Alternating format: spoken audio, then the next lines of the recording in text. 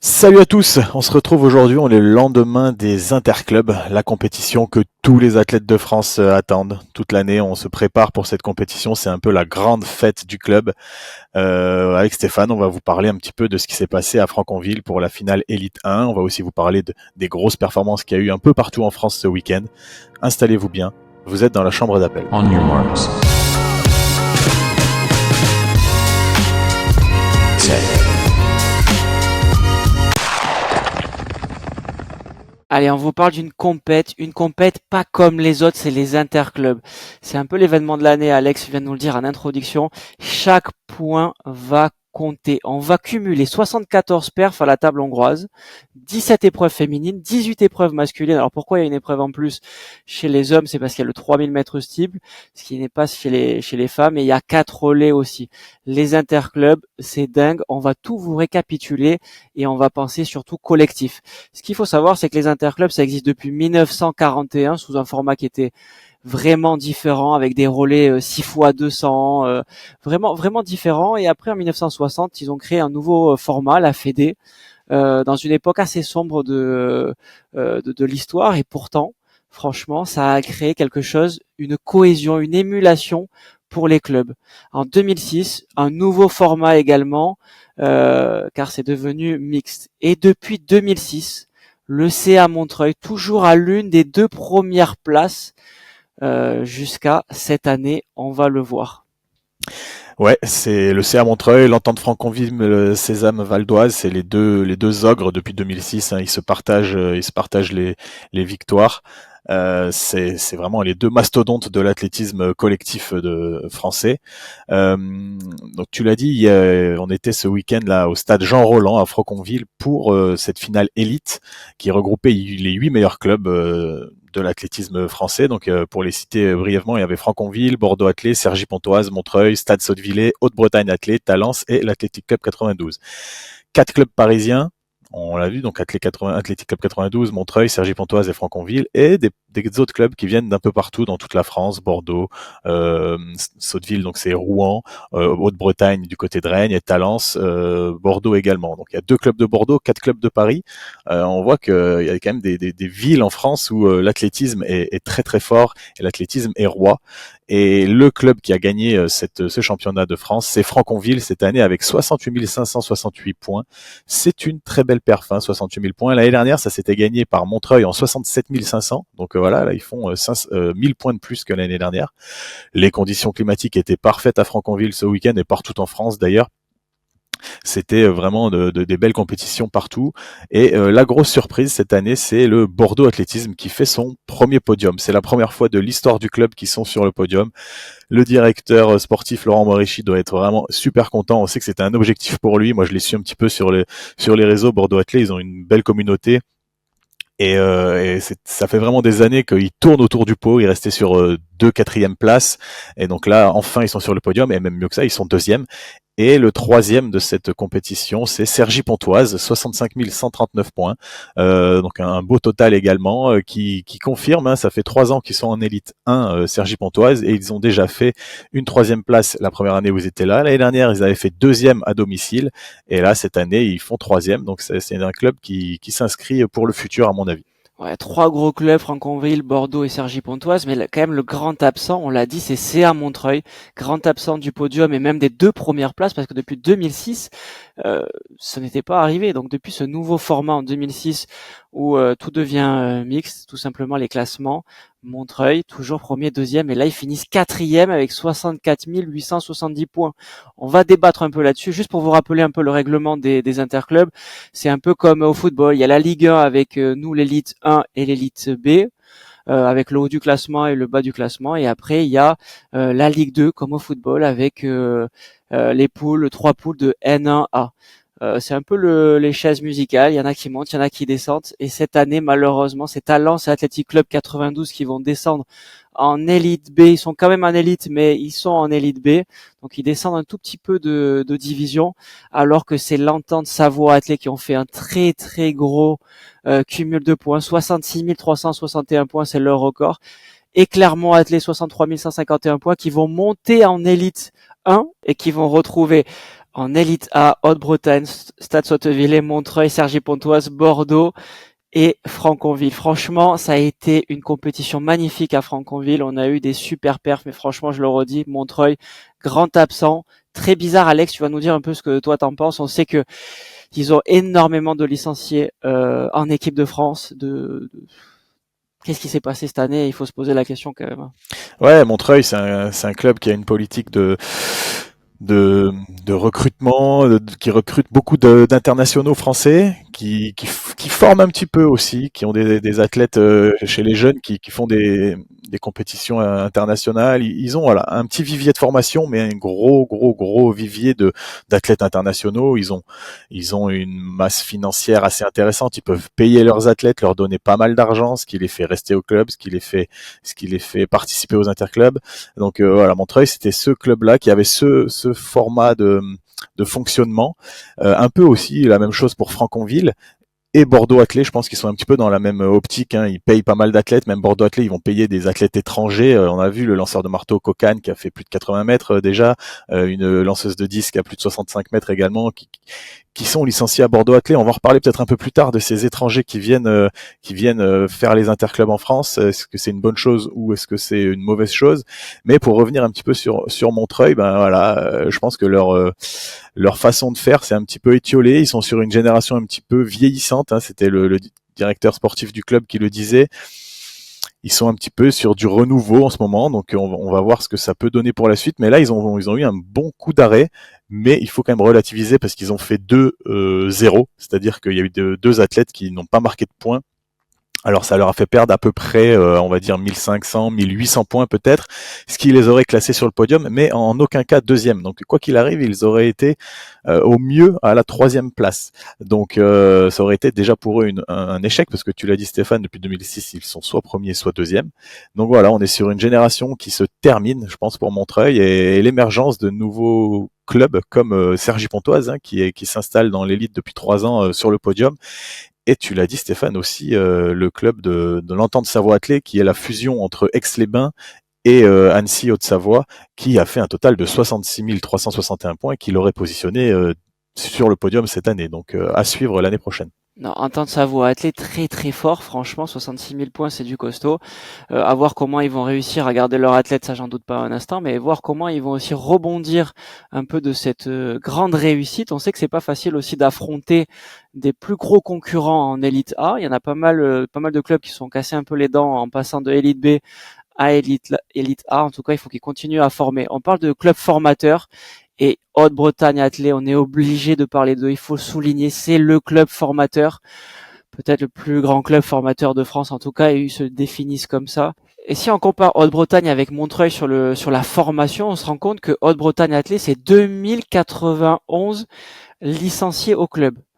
Alors que CA Montreuil, c'est 772 licenciés à CA Montreuil 93. Ça veut dire que quand même, il y a un vivier qui va être beaucoup plus important en Bretagne Athlée, ça c'est mathématique. Montreuil, on sait, ils payent un peu plus leurs athlètes, c'est une politique de club, ça se respecte. Mais en Bretagne, ils sont toujours présents et ils mettent une ambiance forcément de fou. 2091 licenciés, c'est le record des licenciés en France. Ça veut dire que ce club-là, ils ont un vivier pour faire de la formation et pour amener du monde dans toutes les épreuves.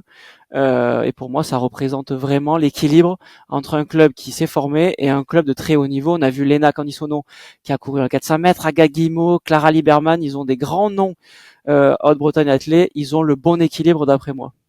Ouais, c'est un peu la philosophie d'Alain Droguet, le président du Haute-Bretagne Athlétisme. C'est vraiment faire de l'athlétisme un club formateur, former des jeunes et faire le maximum pour garder leur élite, leur offrir des conditions d'entraînement, un entraîneur, en l'occurrence Marc Reusé qui gère Agathe Guillemot, Clara Lieberman, Léna Candisoudon et d'autres athlètes. C'est tout un vivier derrière cet entraîneur, Marc Reusé, et ses assistants, ses adjoints. Ils sont toute une team à gérer vraiment la formation et le haut niveau en même temps. Il y a vraiment une passerelle assez étroite entre les deux à Haute-Bretagne Athlétisme.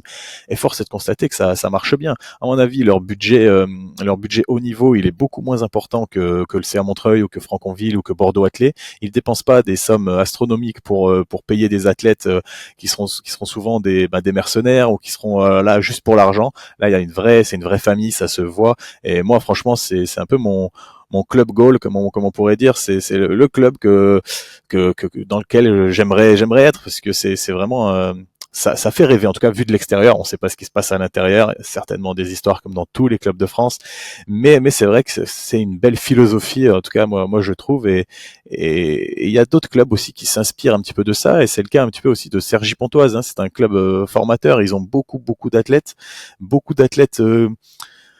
forts en plus, mais il n'y a pas d'individualité qui sortent vraiment du lot. Alors là, on l'a vu sur cette finale interclub, il y avait Corentin Leclésio qui était leur tête d'affiche, donc c'est un athlète quand même olympique sur le 800 mètres, mais voilà, il a fait une 49 au 800, c'est très bien. On sait que les courses sont souvent assez tactiques aux interclubs, c'est difficile de faire des gros chronos, il n'y a pas de lièvre, il n'y a pas de wave light, donc voilà, c'est compliqué, mais il n'y a pas d'individualité vraiment qui sort du lot, c'est vraiment le collectif qui parle à Cergy-Pontoise également, et c'est pareil, c'est un club qui donne envie vu de l'extérieur. Il y a un beau meeting déjà à commencer à Cergy-Pontoise, il y a des bons entraîneurs, je pense, il y a des athlètes qui ont l'air assez de vivre pour le club, il y a une belle vie de club, et c'est des choses qui manquent dans beaucoup de clubs, et ça fait plaisir de voir ça de l'extérieur. Non, franchement, tu l'as dit, c'était quand même une super compétition. On va revenir sur les performances notables des athlètes. Alors, on a parlé du collectif, mais forcément, sans individualité, on peut pas avoir un vrai collectif.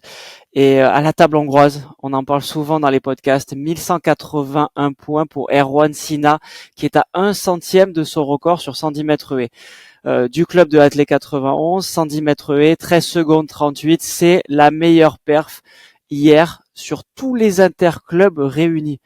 Donc ça aussi c'est important de le noter. Après il y a Emmanuel Essémé du Stade Sotovillé qui a couru à Franconville 100 mètres 10,09 et Fatouma Diallo de Franconville 54,96. C'est ces trois athlètes au 400 mètres haies, c'est ces trois athlètes qui ont rapporté le plus de points pour leur équipe aux interclubs. Ouais, à noter que donc Erwan Sina, il est à l'Athlé 91, donc il n'était pas à Franconville à la finale élite, il était à Reims dans une finale de N1A. Donc voilà, il n'y a pas besoin d'être dans les meilleurs clubs de France pour faire les plus grosses performances, il en est la preuve vivante. Et les deux autres athlètes, à noter que Emmanuel Essémé, c'est un Camerounais qu'on voit régulièrement en Diamond League, hein. Il était en Chine pour les deux premières étapes de Diamond League sur 100 mètres, il a un record à 10-0, voire même sous les 10-0-0. Là, il a fait 10-0-9, donc c'est très très fort, avec un vent nul en plus, donc intéressant. Et Fatoumata Diallo, à noter que c'est une Portugaise, elle s'entraîne en France avec François Pépin sur Paris, 54,96 au 400 mètres en rentrée, c'est une très très très belle rentrée, 1174 points, tu l'as dit Stéphane, sachant que son record c'est 54,50, donc elle est déjà très proche de son record. C'est quelque chose qu'il faut vivre des interclubs. Si vous avez jamais vécu d'interclub, n'hésitez pas l'année prochaine aller dans la compétition autour de chez vous où il y aura les interclubs, que ce soit à haut niveau ou à petit niveau, il y aura de la performance et de l'ambiance, et de l'animation, des fumigènes, des tambours, du bruit, des athlètes qui hurlent, des athlètes qui perdent, des athlètes qui pleurent. Et ça, c'est vraiment beau à voir, c'est vraiment la société, c'est la vie du club qui, une fois par an, se retrouve, se réunit, et voilà, on est un peu nostalgique de ça déjà, nous, avec Stéphane, on y était hier, là, c'est quand même toujours sympa à vivre, et on a déjà hâte d'être l'année prochaine pour faire encore mieux. C'est le rendez-vous des clubs français. Il y a pas mal de clubs français qui se préparent quasiment ou exclusivement pour cet événement-là. Sachez qu'il y a aussi les interclubs pour les jeunes. Pour ceux qui se posent la question, il y a des interclubs jeunes qui sont organisés en octobre sur le même type de format, filles, garçons mélangés. Et ça, c'est assez sympa aussi à voir. Et c'est en plus pour les cadets, juniors ou les jeunes espoirs. Et ça aussi, c'est bien de le rappeler. On refait un petit tour un peu des performances notables. Il y a eu des Français, des retraités qui ont ressorti les pointes pour l'équipe, et je pense notamment à Johan Rapinier, Benjamin Compaoré et Teddy Tango qui ont fait des perfs, je dis pas anecdotiques parce que c'est des super perfs et leur équipe avait forcément besoin de ces perfs là, mais ils ont sauté aux alentours de 15 mètres et ça c'était super de les revoir sauter, et j'espère qu'ils vont continuer la saison. Et ouais, les interclubs, on le sait, c'est toujours le moment où il y a les retraités, les anciens qui reviennent filer un coup de main au club. Ça existe dans tous les clubs, mais là, voilà, on voulait un petit peu noter Rapinier, Compaoré, Tango. C'était quand même une très belle génération, des médaillés européens et mondiaux français qui ont ressorti les pointes et qui ont en plus ont tous quasiment fait la même perf, hein. Rapinier qui fait 15,68 m pour Franconville, Campaoré qui fait 14,90 m pour Montreuil, donc ils étaient ensemble en plus dans le même concours, ça devait être assez sympa. Et Teddy Tomgo qui, on a vu, hein, il a signé au Montbéliard Belfort Athlétisme et qui a sauté à 15,10 m, lui qui est jeune retraité aussi également. Est-ce qu'il nous prépare à un retour comme l'année dernière, tu crois, Stéphane? Est-ce qu'il prépare Los Angeles 2028? Ah, j'espère. J'espère. J'ai un peu du mal à y croire. Je crois qu'il est sur d'autres projets, mais en tout cas, il est toujours présent et c'est bien de le voir sur les sautoirs. Après, il y a eu d'autres perfs aussi quand même à noter. C'est Alice Finot, la coureuse française de 1500 mètres, 4,15 en solo. Un peu comme en son habitude, elle représentait le CA Montreuil 93. Elle aussi, elle fait partie de la team un peu élite de CA Montreuil. Et c'était quand même une super course. Gabriel Tual aussi a représenté l'US Talent sur 400 mètres. Il a réalisé 46,71, il me semble, c'est son record. Et Étienne Daguinos sur 3000, on en avait parlé il y a quelques semaines. Sur les championnats d'Europe de running, 3000 en 7,46, ça aussi c'est des très belles perfs qu'on peut noter chez les athlètes. Ouais, il y a eu quelques performances très intéressantes, hein. Daguinos 7,46, c'est fort, hein, en reprise tout seul, on le sait aux interclubs, vraiment on est souvent tout seul. C'est un peu à l'image de Agathe Guillemot et Clara Lieberman et Anaïs Bourgoin qui ont couru ensemble, les trois médaillée européenne, hein, parce que Agathe Guillemot, donc médaille d'or cet hiver sur 1500 mètres en salle, Clara Lieberman, médaille de bronze sur le 800 mètres en salle cet hiver, et Anaïs Bourgoin, l'été dernier à Rome, elle avait fini 3e sur le 800 mètres aussi, donc il y avait une vraie belle course à Franconville sur le 800 mètres, elles étaient toutes les trois ensemble, elles ont fini 1, 2, 3, donc Agathe Guillemot première en 2,00, Anaïs Bourgoin de Franconville deuxième en 2,00 également, et Clara Lieberman troisième en 2,01. Franchement, 2,00, 2,01 et 2,00 là, c'est vraiment des performances. C'est une très belle course, hein, Stéphane. Je sais pas ce que t'en penses, mais on voit pas ça tous les jours, hein. Non, non, complètement. Elles ont fait une course un peu d'équipe, on le savait, c'était attendu. Et Haute-Bretagne, elles sont capables de dynamiser les courses. Donc, je suis pas très étonné de ces perfs-là. Ça m'étonne pas. Tout était préparé et franchement, c'est super. On a vu aussi Megdes Waldou, première sur 3000 mètres avec 9 minutes 08. Je pense elle est dans une forme un peu plus de long sur 10 000 marathon. On en a parlé dans le précédent podcast. Elle est qualifiée pour les championnats du monde de marathon. Donc, la voir sur un 3000, ça aussi, c'est l'esprit un peu interclub. Et ça, c'est cool de voir tout ça. Et ouais, j'ai envie qu'on reparle un tout petit peu de Entente Savoie Athlée parce qu'ils ont fait 66 300 points. C'est un très, très gros cumul de points. Au total de toutes les performances qu'on a pu voir à Clermont-Ferrand. Eux, c'était à Clermont-Ferrand, la Ligue 2. Qu'est-ce qu'il faut qu'ils fassent pour aller chercher Franconville, Stade Bordeaux, il faut gratter 2000 points. Qu'est-ce que tu en penses, Alex? Comment tu vois un peu les choses? Qu'est-ce que tu pourrais donner comme conseil à ce club-là, s'ils nous écoutent, pour aller chercher un club et voir peut-être un nouveau vainqueur qu'on n'aurait jamais vu depuis 2006, quoi.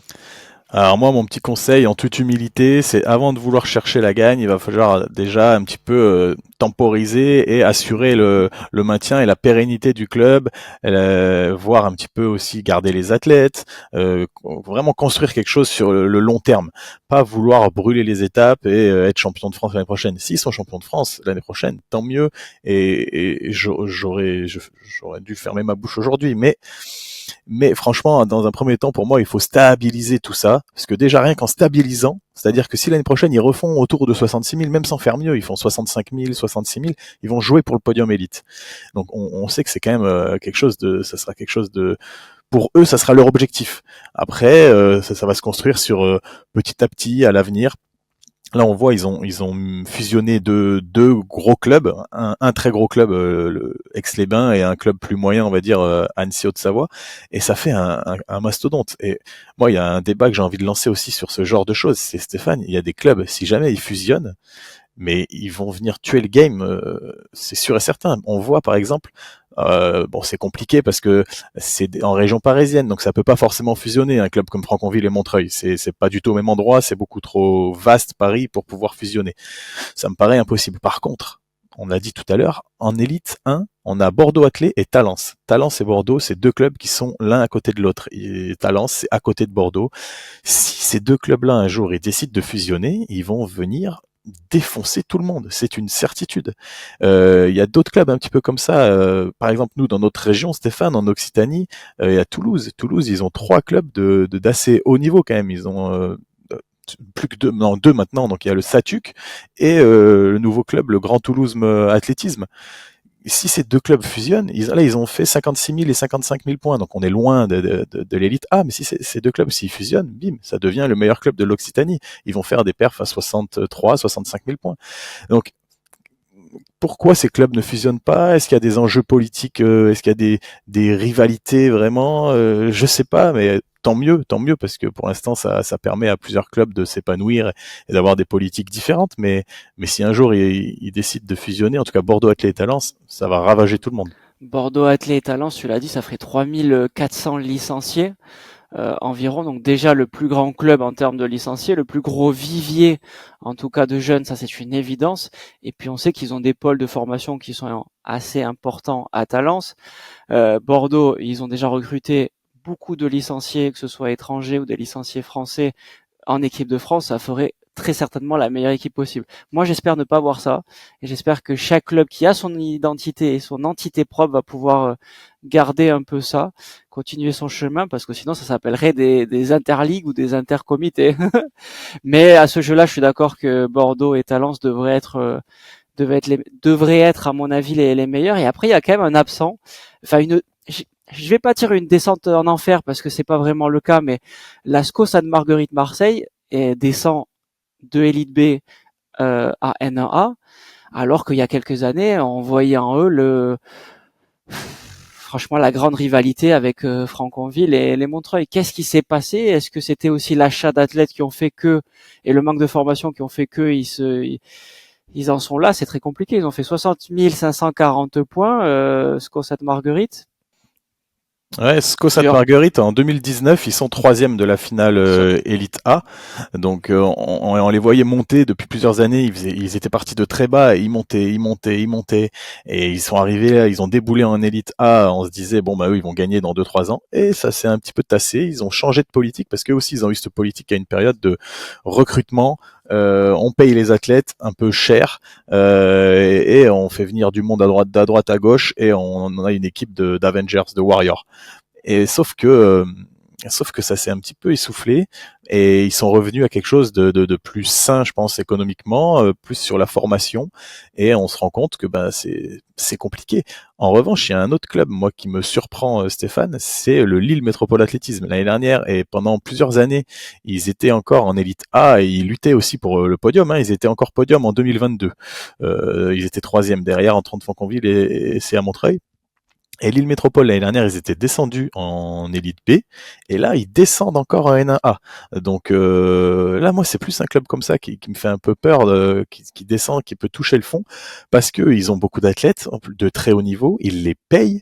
Alors, je sais qu'ils ont des partenariats avec beaucoup d'entreprises. La région Hauts-de-France, on le sait, c'est une région qui est très investie financièrement, en tout cas autour de l'athlé, autour du sport. Les entreprises sont vraiment euh, proche des associations sportives, mais là, 2 descentes d'affilée pour le Lille Métropole Athlétisme, j'espère que ça leur sera pas trop préjudiciable et qu'ils vont réussir à se redresser parce que c'est quand même un grand club français et c'est en plus le club de Sirena Samba Mayela notamment, notre médaillée olympique, donc on l'a pas vu d'ailleurs aux interclubs, hein, à mon avis, elle est un petit peu blessée suite à ce qui s'est passé au Grand Slam Track dernièrement, les mollets qui sifflent un peu. Donc on espère la revoir sur les pistes bientôt, mais Lille Métropole, affaire à suivre, mais j'ai un peu peur pour eux, moi. Ouais, non, je suis plutôt d'accord avec toi. Il faut voir comment les clubs vont pouvoir évoluer. Et en parlant d'évolution, est-ce qu'on peut avoir un petit débat, Alex, là, entre nous sur ce qu'on pourrait avoir comme évolution, comme nouveau format un peu là de ces interclubs? Qu'est-ce qui pourrait dynamiser encore plus ça? Est-ce que je sais qu'il y a une proposition qui avait été faite il y a quelques années sur le lycée sur un peu plus de week-end, ou au contraire se dire qu'on fait pas le premier tour, on fait que le second tour et on amène qu'un athlète par épreuve et plus deux. On sait que dans certaines divisions ça existe déjà, ça permettrait en fait d'avoir des droits télévision, enfin des diffuseurs un peu de télévision qui seraient un peu plus intéressés parce que le format serait plus court, avec un athlète par épreuve. C'est-à-dire qu'on n'aurait qu'une série ou un concours de 6 ou 8 athlètes. sur les concours. Qu'est-ce que vous en pensez? Et toi, qu'est-ce qu'Alex t'en pense? Ouais, parce que du coup, en 2000, entre 2011 et 2015, il y avait un classement qui était fait à la place. Donc c'était si tu finissais premier du 100 mètres, par exemple, tu marquais 16 points parce qu'il y avait 16 concurrents et le dernier marquait 1 point. Et donc ça, ce qui faisait qu'il y avait des équipes qui il y avait des stratégies un petit peu. On mettait l'accent sur une discipline où on était fort, on essayait de gagner cette discipline pour marquer 16 points. Et les disciplines où on était moins bon, on faisait un peu l'impasse dessus. C'était un peu plus stratégique, c'était peut-être c'était différent en tout cas, et ça a vu l'émergence de clubs qui ont su tirer leur épingle du jeu, qui n'étaient pas forcément les meilleurs sur le papier, mais qui stratégiquement avaient bien joué la chose. Ouais, Alex, moi je suis plutôt aussi partisan de ce classement à la place. J'aime bien l'idée et pas forcément sur les points, mais plutôt à la place parce que ça joue un peu des courses tactiques et tout. Ça peut être assez sympa et puis il y a des stratégies qui peuvent être aussi mises en place. Je trouve que c'est peut-être une nouvelle évolution, un nouveau format qu'il faudrait mettre en place. Ça permettrait de stimuler un peu ça. Par contre, de faire passer de 2 à 1 athlète, comme ça avait été évoqué, là, moi, je suis contre. Pour moi, c'est la fête de l'athlétisme, ces interclubs.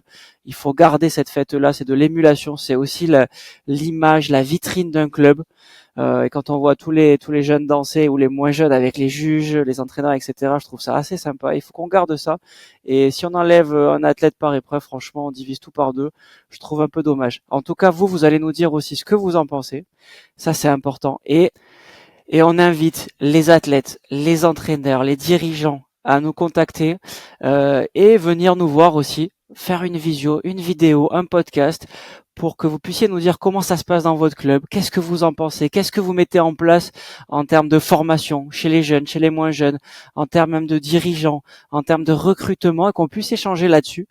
Et ça va être sympa, on va mettre ça en place assez rapidement, donc n'hésitez pas à nous contacter, tous les clubs de France, on va vous recevoir.